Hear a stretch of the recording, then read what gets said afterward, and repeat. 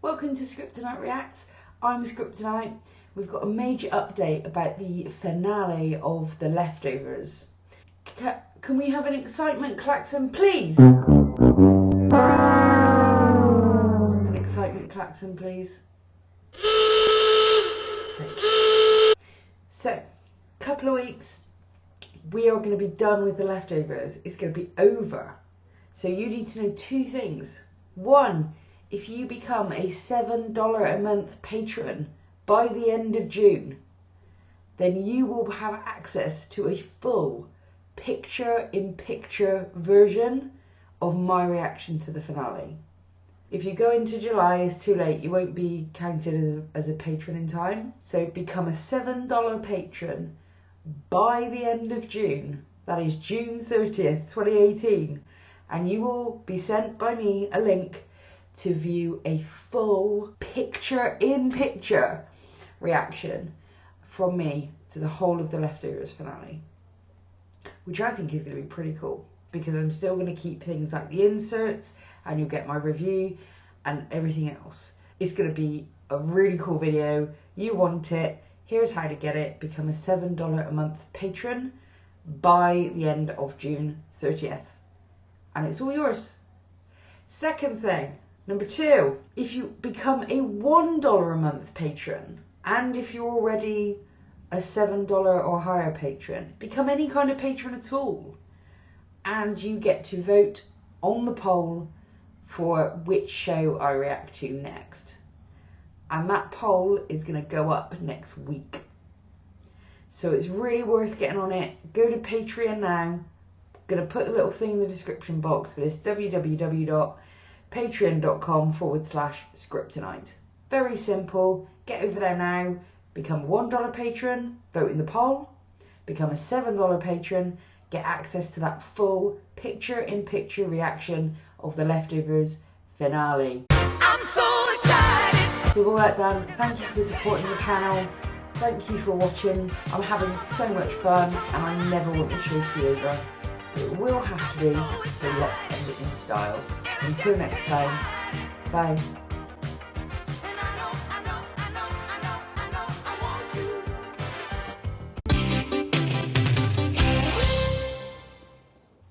Hello and welcome to Scriptonite Reacts. I'm Scriptonite, and today we're going to be watching The Leftovers Season 3, Episode 3, Crazy Whitefella Thinking. So that's a pretty cool title. I'm quite excited. Oh god, I don't think I'm going to do a long recap about the last episode. I think I did a fairly extensive one at the end of the episode. Really loving this season so far. It's really tense. I mean, the last episode in particular was a really uncomfortable episode. You know, Nora's going rogue, Kevin's going rogue. Neither of them are being open and properly talking about it. And, you know, Nora's misrepresenting the reason that she's going to Australia. She's going to get shot with a ray gun. I don't know. Somewhere. Oh my goodness. Just the whole last episode I spent basically with my jaw on the floor.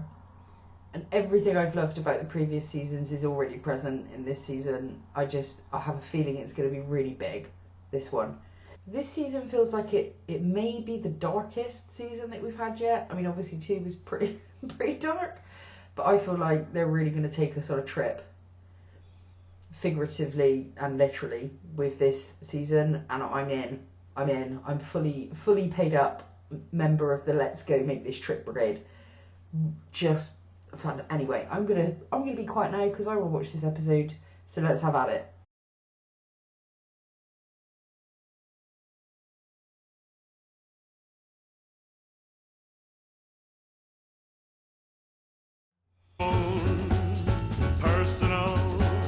Jesus.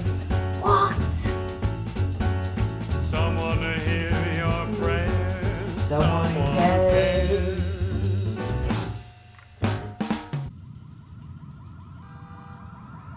What? What? Is that's Kevin's dad, isn't it?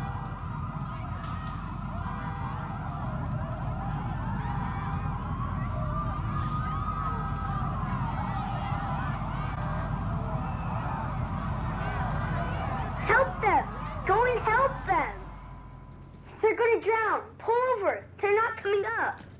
They'll come up. Please, Dad, please pull over. You know how long ducks can hold their breath?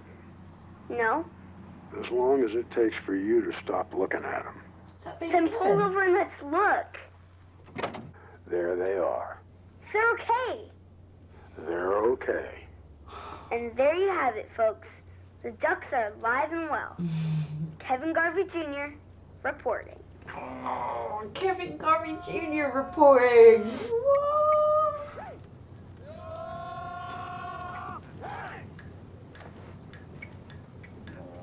Papa Garvey, what are you up to with your tape deck? God, he really looks like Kevin now.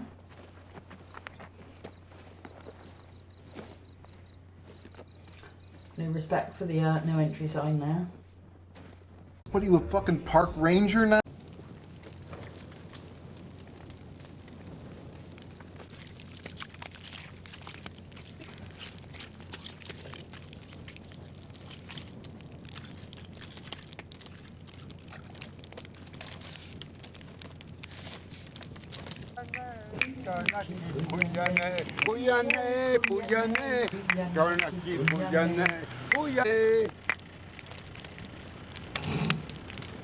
What are you doing? Preventing the apocalypse. What are you doing?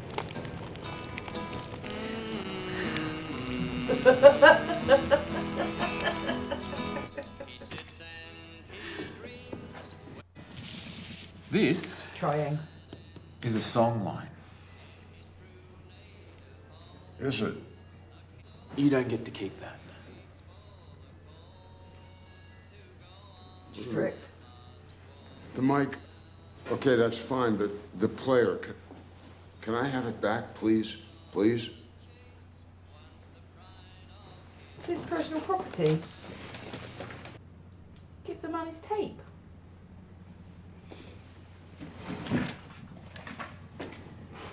Thank you. You seem to value this is a song line. Why did Travis want to kill the president?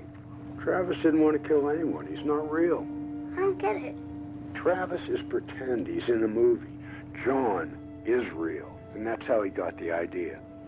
And there you have it, folks. The president is just fine. Kevin Garvey Jr. reporting. Young Kevin was anxious.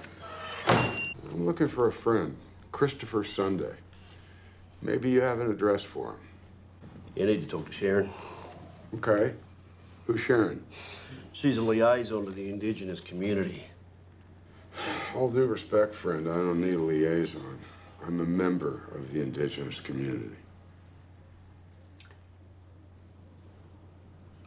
Sharon's over at the Cultural Centre on Borland Circuit.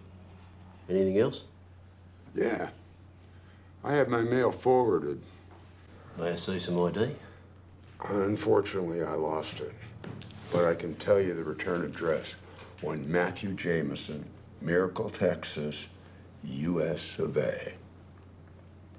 That's not enough. I can tell you what's inside. You know the best-selling book of all time? I reckon it's the Bible. You reckon right, my friend. And that there is the goddamn sequel. The Book of Kevin. It's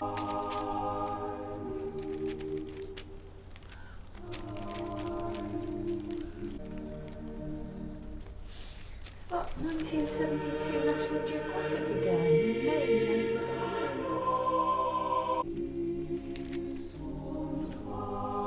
Strong. Holy shit. Where is it? Where? Motherfucker! Hello, this is Frank Johnson from the Episcopal Council. Can I speak to Reverend Matt Jameson? Frank Johnson. Yes. Are you sure this isn't the former police chief of Mapleton, New York? Because I know Matt would want to talk to him. Who is it? It's your buddy in Australia. I'm taking Noah to the park. You want me to come? Not when you have important work to do, Matt. I spend hours talking you through what I'm doing down here. There's not a word in your goddamn book. Well, the book is about what's happening to your son. You know, if he were in Australia... I don't want him in Australia. I don't want him anywhere fucking near Australia. I am not a part of Kevin Jr.'s story. He's a part of mine. He's the one who guided me here. Why isn't that in your book? I'm sorry. When did this happen? When he was 8 years old. Kevin, telling him would not be a good idea. He needs to just go through his life. Knowing any of this would not be in his best interests. It would be in your best interest to pick up some scuba gear. Because if I fail down here, you are going to be under a fuck of a lot of water, shithead. Okay. Best of luck with that, Kevin. Go fuck yourself, Matt.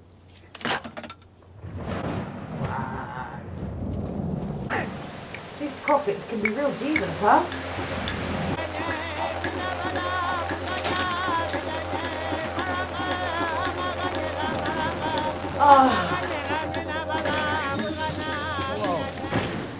Is that how the crazy 4 horsewomen of the apocalypse get a hold of that?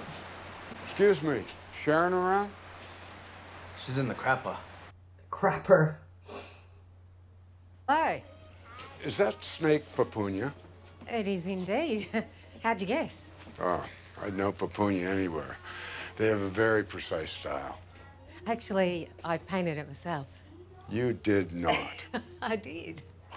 Then you are incredibly talented. I'd have to accompany you. I wouldn't want it any other way. Let me see if I can get that address for you. Is Charmer mind, isn't this it? your son? Did you find him? It seems that Chris lives in a community just a few... I'd like you to hear my side. Appropriation of sacred ceremonies without permission, theft of creation songs, misrepresentation of identity. Under no circumstances should this man be given access to tribal elders. Shame on you. You've stolen from these people. Really, I've stolen. Same way your government stole a whole generation of their children. We apologize for that. Shame on you, Sharon. I have lived among these people. I am trying to fucking save these people. Save them from what? Oi! Oi! Hey! Hey!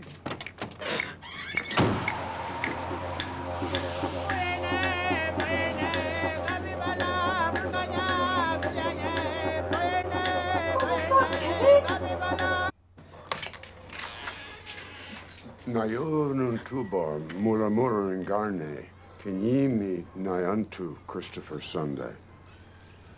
I'm sorry if I mispronounced. Are you Christopher Sunday? Chris. They started about 5 minutes after it happened, after people disappeared. So they put me in an institution. And there I stayed, arguing with something nobody else could even see, fighting it. And then I stopped fighting. And I started doing what the voices told me. The last thing they told me was to leave, to go to Australia.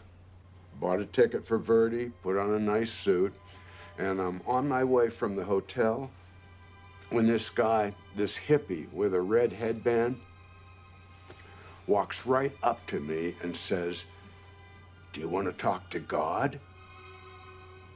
Well, that's got to be it, right? So I said, "Fuck yeah, I want to talk to God." And he said, "Then you've got to talk in God's tongue, mate." God's tongue, it turns out, is an experimental high-end hallucinogen this guy brews in his basement. And I wake up 2 weeks later in a hotel room in Perth, on the opposite fucking coast. There's a smoldering mattress next to me, a bunch of white dudes lying around in war paint, And I have no fucking memory how I got there or what happened while I did. The TV in the hotel room is on. And do you know what I saw on that TV, Chris? A chicken. On October the 14th, a town in the outback lost its entire population. Every living thing in that town was gone except for one thing, an egg. 2 days later, it hatched, and they named him Tony. And at first, nobody took him seriously. But then rumors started. Rumors that the chicken could help people find whatever they were looking for. It's gotta be a fucking sign. So I hop on the train, 4,000 kilometers back across the country, and I go see Tony. So I said, purpose. I want some fucking purpose. In that very minute, Tony jumped up on my pack and starts pecking. This. When my kid was about 8 years old, my wife gave him a tape recorder for Christmas. She died about a month later, so he kept it with him all the time. Well, that summer, I took him on a road trip to Niagara Falls. Wow. And he just about drove me nuts.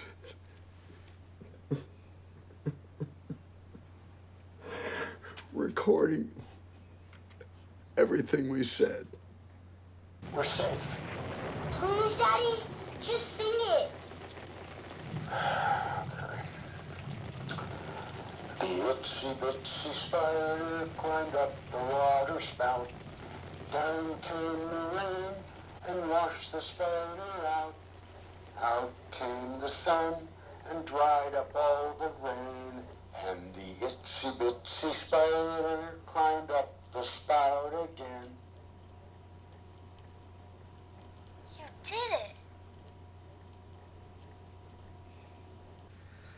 On the 7th year anniversary of the sudden departure, I believe the rains will come, and with them, a great flood. I have to sing to make it stop. You have to sing?